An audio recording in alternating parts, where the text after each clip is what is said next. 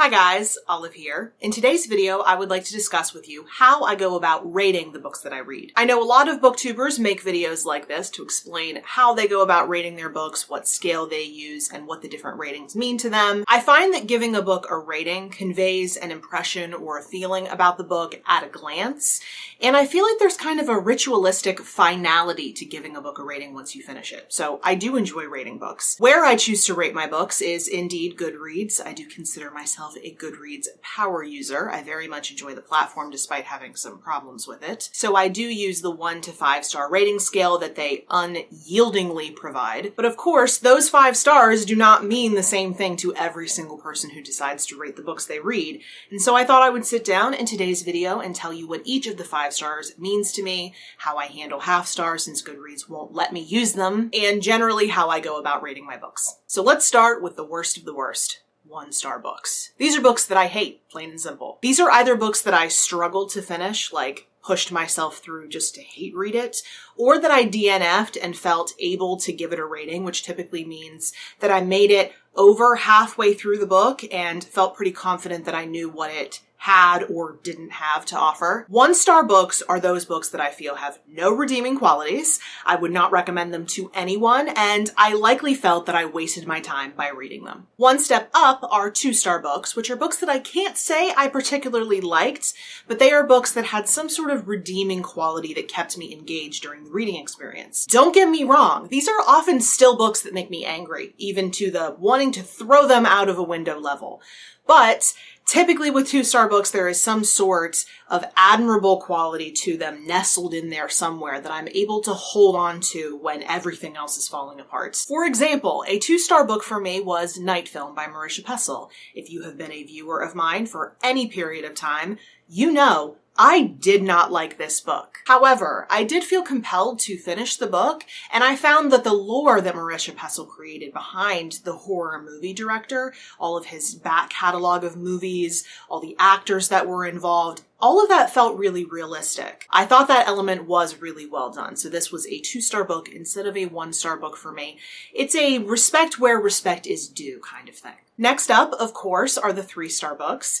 Back when I first started on BookTube, which was quite a while ago now, there was a booktuber who did a whole discussion video on how the 3-star rating is the saddest rating of them all, because you don't have any intense feelings toward the books one way or another, so it's decidedly middling. I cannot remember for the life of me who that booktuber was. If you know, please put it down in the comment section below. It's going to drive me crazy. But every single time I have rated a book 3 stars since watching that discussion video back in the day, it has brought it back to mind, and it's reminded me how much I agree with that. 3-star books are vanilla books. I like them just fine. They're not bad. There's just nothing exceptional about them. And as a result, they are my least favorite kind of book to discuss here on this channel because I feel so wishy-washy about them. There's not a whole lot of substance that I can draw out and discuss with you guys in a video. But my favorite books to discuss on this channel are 4-star books, which I suppose may surprise you. 4-star books are really intriguing to me. They are really, really strong books, ones that I really liked, but there are a few elements of them that I feel didn't quite work. I think they're my favorite books to talk about because the discussion about them is more balanced.